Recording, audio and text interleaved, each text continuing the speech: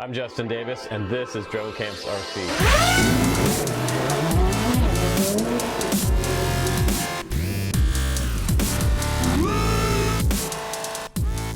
Hey guys, welcome back to the Drone Camps channel. I'm Justin Davis, and today we're going to talk about a new wing. This is a more portable, smaller, sub 30-inch wing. I'm going to give you the exact specs and measurements on it coming up in the full review and test. We're also going to look at the new Tattoo Fun Fly battery. It's kind of like a 2-in-1 review today. We're going to check this out, see how it holds up on a wing flight test. You can fly this little mini wing on a 4S 1300. As small as it is, it's cool that it does support something like a 4S 1300.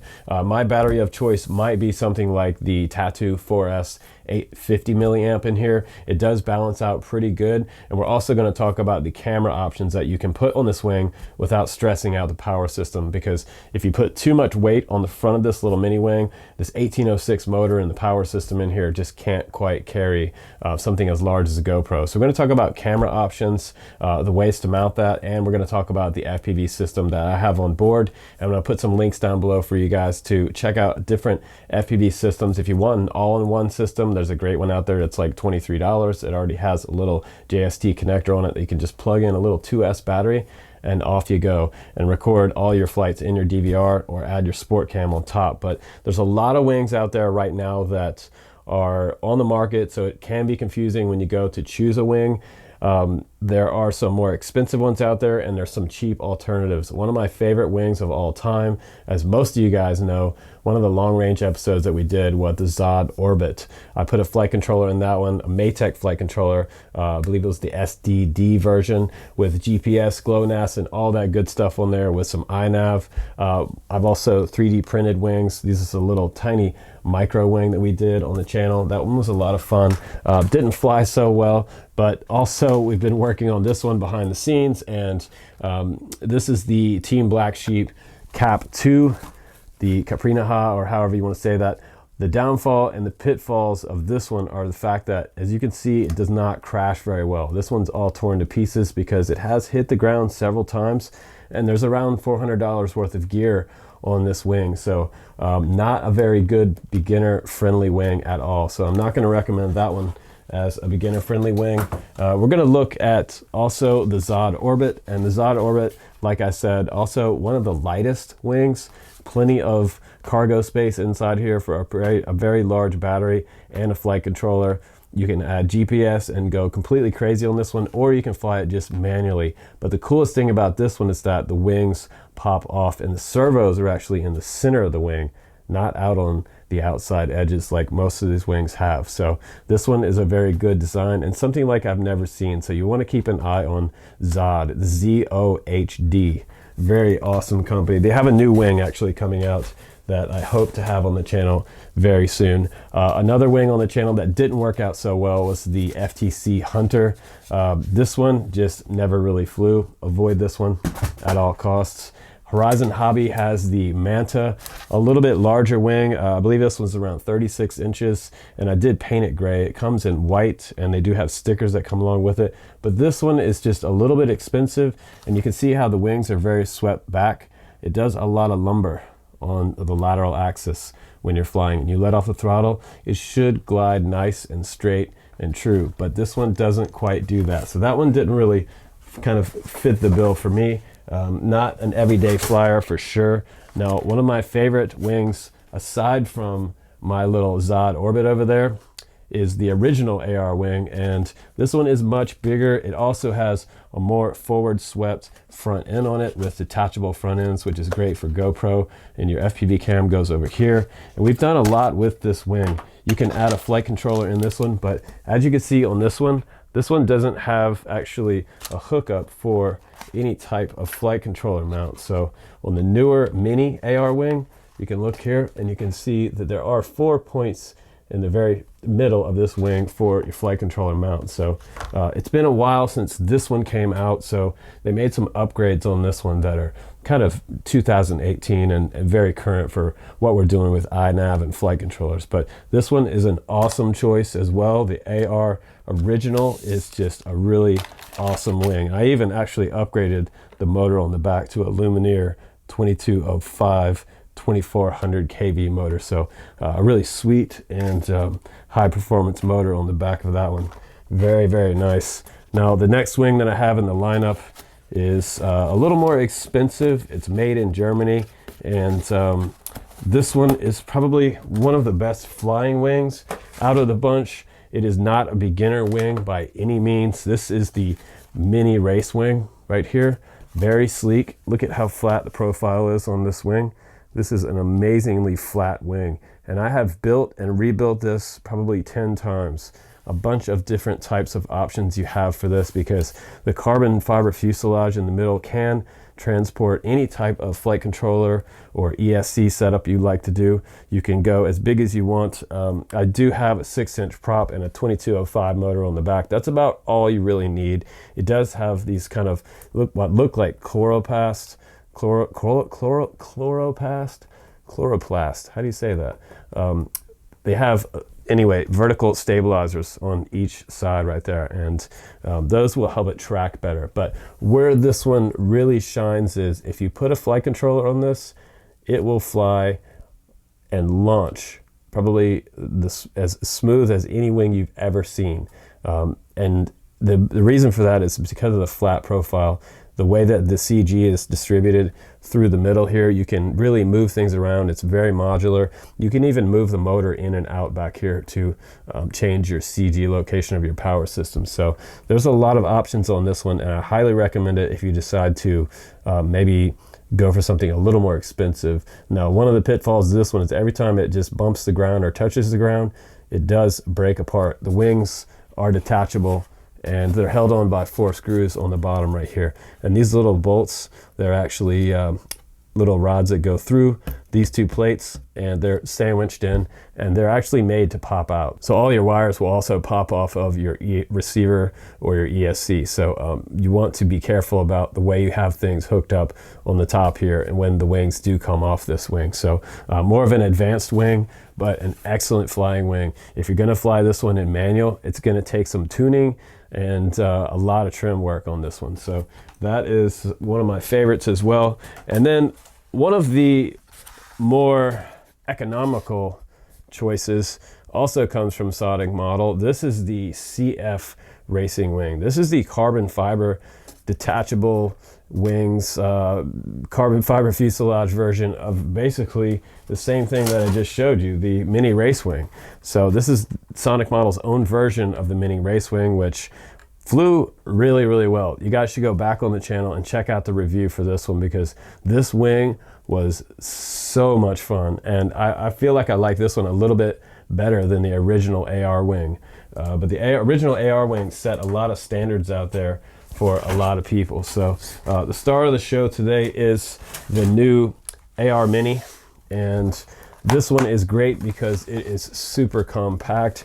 I mean, this little guy is flying really well. That's the biggest news that I can give you. I've flown a lot of wings, and on the first toss, you really find out the characteristics of a wing.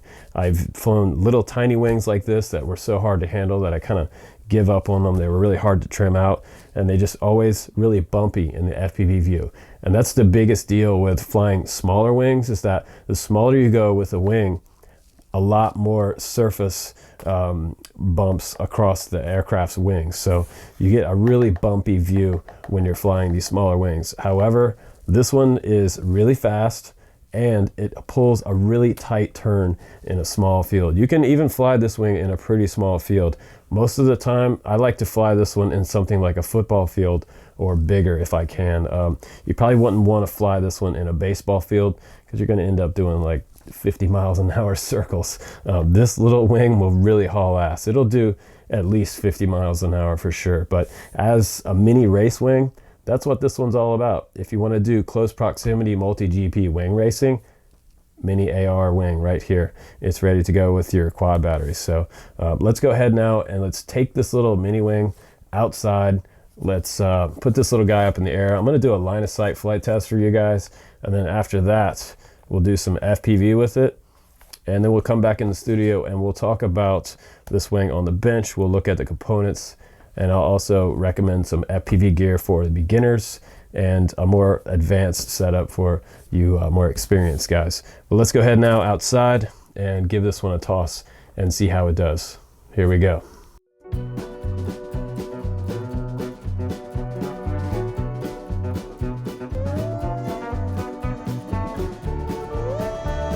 Could definitely use some lower rates. Why? Because people in general. This thing's flying really nice.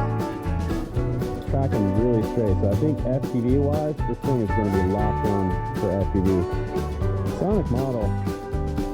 The stuff is affordable and a lot of it flies really, really good. Put this thing back on the ground in one piece without hitting the tree. Coming in hot. Scoot, scoot.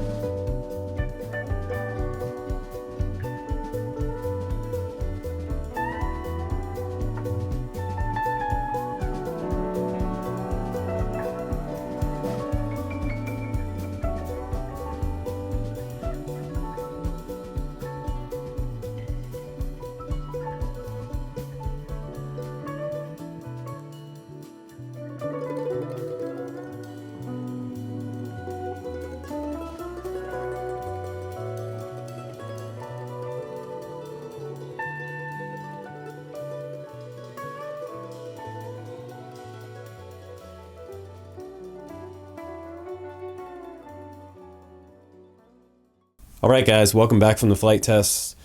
That was a lot of fun. This little mini wing surprised me, and I'm just going to go ahead and talk about the positive things first, and then we'll talk about the negative things later. So whenever you're flying a little mini wing like this, it's always going to be a surprise to you how it flies on the first toss. When you toss this out for the first time, you're going to find out characteristics of the CG, how far the battery is forward, and how well the power system handles the weight distribution on a wing. That is one of the biggest factors of your flight performance. How well the wing is balanced out when you toss it. Probably the most important part of flying any remote controlled FPV wing out there. So all the big guys are going to tell you that you want to be able to balance the CG laterally and from front to back. So very important that you do that before your first flight. Otherwise, you're going to have a toss catastrophe. It's probably going to go yee, boom, right into the ground. So that does happen a lot with these wings, but this one is made with super durable, impact resistant EPP, which I love because this stuff is bomber tough. It is really, really hardcore. And a lot of times the lightweight wings like this one, they just kind of hit the ground and bounce. Another popular wing that I had on the channel is this one right here. This is the Hobby King Durafly Tomahawk, and while this one was a lot of fun, I didn't like the front end on this one because it does have a plastic front end, which I do have a couple cracks in, and you can see a little bit of dirt here, and it just brings home a little bit of dirt. Not a totally big deal, but they also have this little air intake right here, which can get a lot of mud in it in the rainier season. So one thing to think about here, that it does protect the camera quite well, but not quite as durable of a front end as what we have on the AR Mini Wing. So that's a big design difference there. And they're actually rocking a huge motor on the Tomahawk. They're rocking like a 2306 multi-star on this one, and this one is 2150 kV. And a lot of times if you're flying wings, you'll notice that they do a lot lower kV setups on wings because you don't really need a super high kV motor on a wing. It's just not needed. Also, the other benefit of that is the fact that when you do use this lower kV, like this one has an 1806 2400 kV, that means that you're going to get a longer battery life and a longer flight time out of these. I mean, you can push up and upwards of 10 minutes on this little AR wing. So depending on how you fly, how your CG is balanced out, if you cut back on the throttle, you can do a lot of gliding really high up and save a lot of battery life. Now, the other good news is that the FunFly battery did work quite well. The 4S1300 that they have, this is a brand new battery from Tattoo. I do like this battery.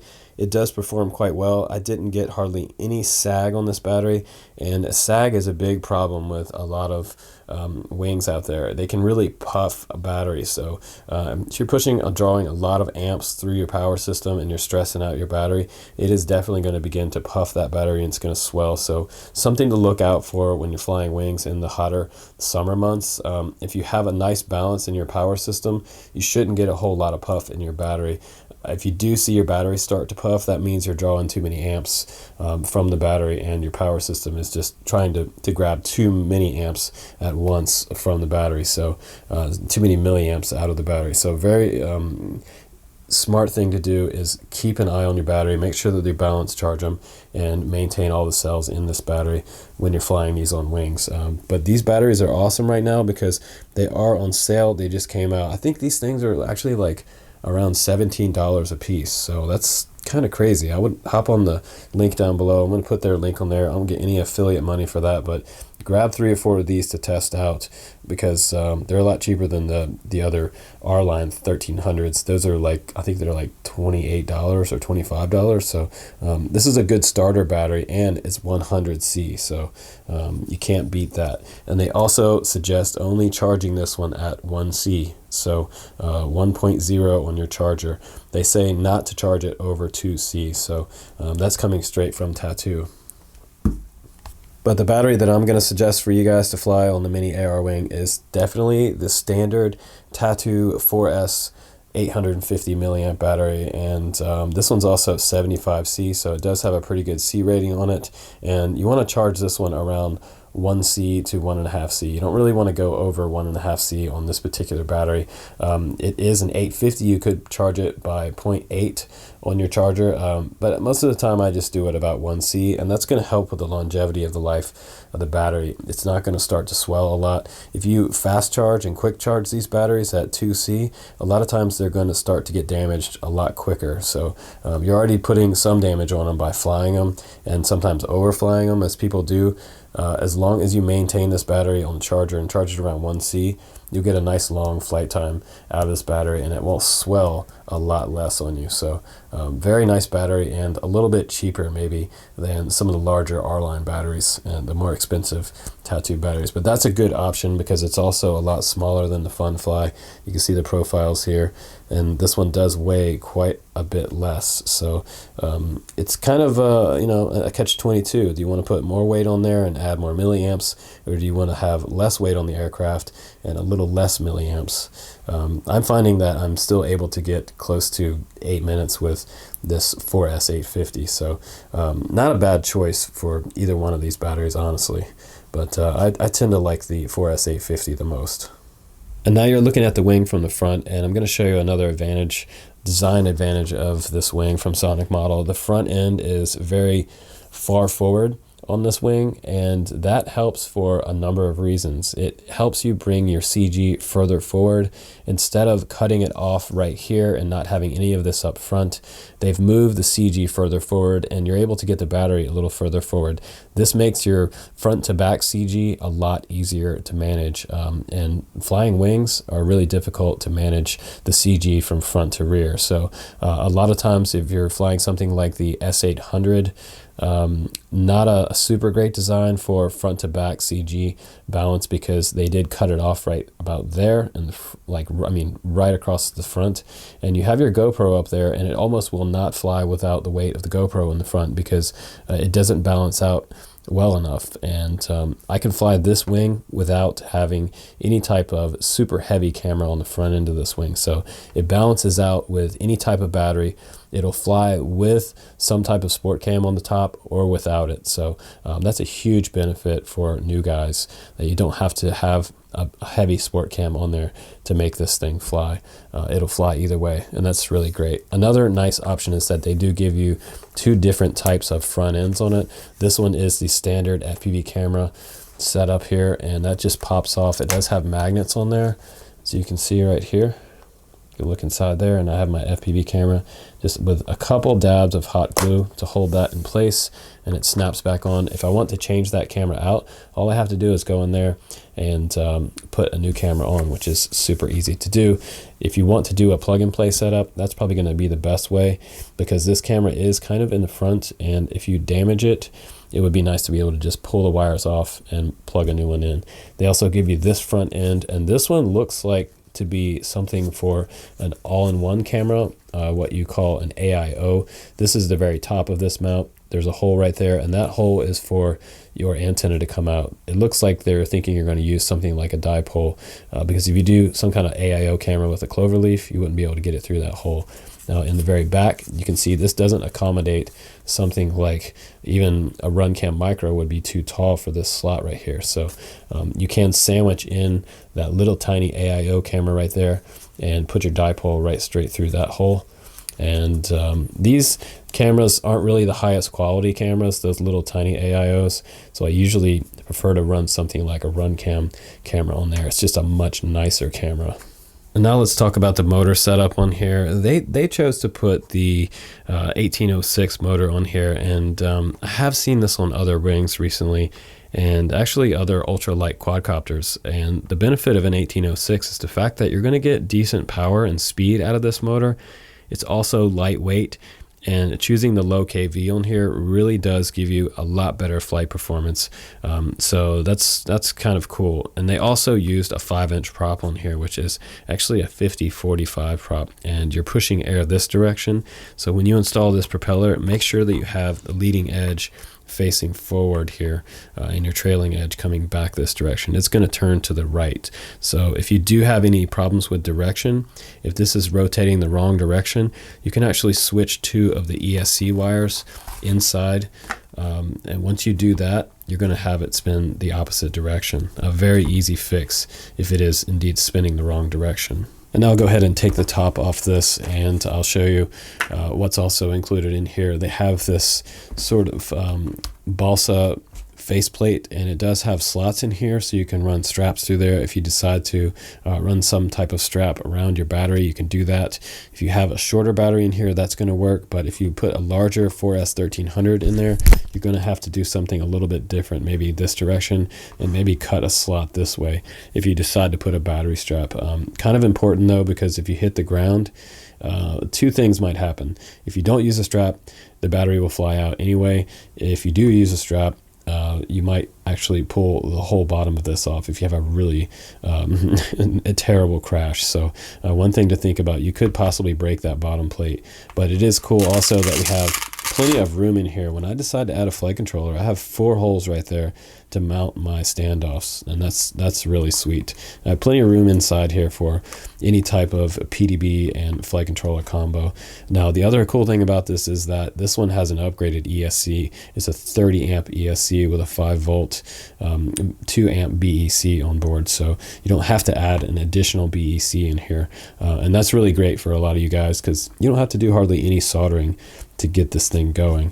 Now a really simple setup that I have going here, like I said before, if I have my VTX go out, I can just unplug this and put a new VTX on here. I'm running the 600 milliwatt 5.8 gigahertz VTX and an AX2 from Lumineer.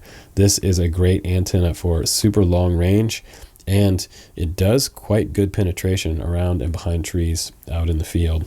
And if you're not using the AIO camera, what is really great about this type of setup also is that if you do blow out your camera in the front, you can just unplug this and plug in a brand new micro cam. I do have a little tiny dab, a tiny dab of hot glue on that cable just to keep it seated, because you don't want that falling out because of the vibration inside your wing that's occurring while you're flying it. So very important to just sometimes dab a little bit of hot glue on your connections when you're flying wings. There is a ton of vibration on these. And one of the coolest things about this wing, I love this. I hate putting servos on wings. I don't know what it is about my building of airplanes and wings, but I can't stand installing the servos. Mainly because there's quite a few steps to get these set up right. You've got to get your control rods on there correct. You have to wind these on there, and these clip onto the control surface horn right there. And that can just sometimes take a little bit longer than I really want to be working in the shop after I've done all of my flight controller work. Doing the servos, it is very easy to add servos, but it already has the servos in there, and that's really great. It does come with 2 8-gram servos, and they are not metal servos, by the way. They are plastic geared servos that are inside this wing, and very different from the Zod Orbit because these are out on the outside edge. But this is a pretty small wing. I mean, a 23-inch wing is going to be super portable. You could probably just put this on any type of backpack and do a carry on a plane. This is a very, very portable little mini wing. So overall, I do like the upgrades that they've done with the mini AR wing, mainly because it does seem like the perfect 2018 up to speed. Everything is included in here that you need for, like, I think it's like $59 right now in Banggood, which is kind of an amazing price for something that comes as a PNP, which means add your own receiver. Or I don't know if the bind and fly version is available, but you can pretty much put any type of receiver on here you want. I didn't fly it with a flight controller for this review. I just added my Spectrum receiver. This is kind of like a park flyer type receiver. If you want to do longer range, you could add an R9 Mini on here, or you could add the R9 Slim if you want to do some longer range with the FR Sky module, like the R9 module. Or if you want to do some Crossfire, you could also add a Crossfire Nano on here, and that would be super cool, or the Crossfire Mini. Either way you go, if you're going to do some close-in proximity flying with this one, it turns on a dime. It's super fast. I do like the fact that this pretty much comes ready to go. I didn't have to do a lot of trimming in the setup. I did add 25% expo in my radio, on my Spectrum radio. So you guys want your limit of travel as well to only be about, I'm going to show you here, just a few millimeters up is about all you really need. You honestly don't need these to pull full up. If they pull full up, you're going to probably fly straight into the ground. So look at it from the side. At full stick on one side, you should only have about that much travel.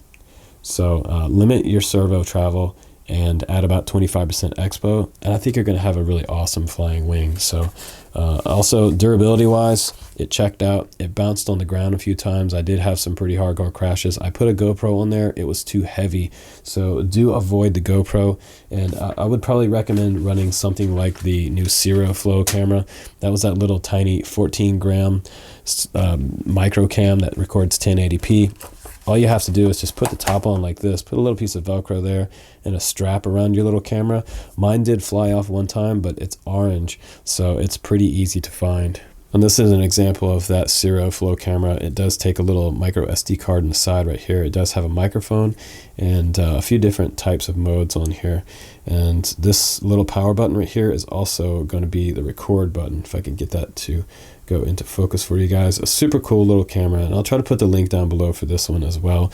And that one just fits right on the top, just like that. I didn't put any strap on it or anything because I didn't plan on crashing. We never plan on crashing, right? But it does happen. One thing that I definitely do not recommend, like I was saying, do not put a GoPro, a full-size GoPro on top of this thing. It was like a runaway horse when I put this on here and tried to launch it. My GoPro Hero 7, my coveted GoPro Hero 7 was hauling ass out there, you guys. It was, I was not able to level off without going about 80% throttle. So if you put a GoPro in there, expect it that you're going to have massive problems with elevator. It's going to want to point straight at the ground and go in head first. So too much weight there. If you want to run some other type of cheaper cam like the Yi cam, I think that one is a lot lighter than your traditional GoPros are. Nice video on this one, but weight is a huge factor with this little tiny wing. And also you get some extra stickers, and I chose to put the red ones on there this time on the outside edges, the top, and on the bottom of the wing. This is kind of cool. If you're learning how to fly a wing for the first time, fly it without putting FPV gear on there first. If you're going to fly FPV, again, I do say to put the 600 milliwatt transmitter on there. It does give you a lot of range. You can make it out a mile or more with this type of transmitter. I think it's cool that they did give plenty of stickers. Like I said before, you do get plenty of extra stickers with this one. The original AR wing did not come with this many type of stickers, so a pretty good value at $59, and I would highly recommend this one because it flies on rails and it has plenty of options for whatever you want to do. But this is the end of my review on the mini AR wing, guys. Another like super home run for Sonic Model. I think those guys are great. I follow them on Instagram. You guys should definitely follow them and try to see what they're up to. Because they are always up to something super awesome, and the mini AR wing is definitely no exception to their line of wings. I can't wait to see what they do next. Hopefully they'll make me a nice VTOL. Wouldn't that be awesome? But thanks again for watching, you guys. I'm Justin Davis, and this has been the mini AR wing, and the total rating for this one is going to be, I'd say, 4.9 out of 5. I mean, I can't find much faults with this little wing. Probably the fact that it can't carry a GoPro is my only downfall. If you want to carry a GoPro, you better put a 2205 motor on there and a much bigger ESC to be able to handle some serious power. But then again, you're going to be doing like 90 miles an hour with a GoPro on it, so you choose. But anyway, guys, thanks again for watching. I'm Justin Davis. I'll see you on the next one. Thanks for subscribing, and check me out in the giveaways down below. We're giving away that Baby Hawk R Pro, and we're giving away an iFlight IH3 long range sub 250 gram drone. Super awesome. Thanks again, guys. I'll see you on the next one. Peace.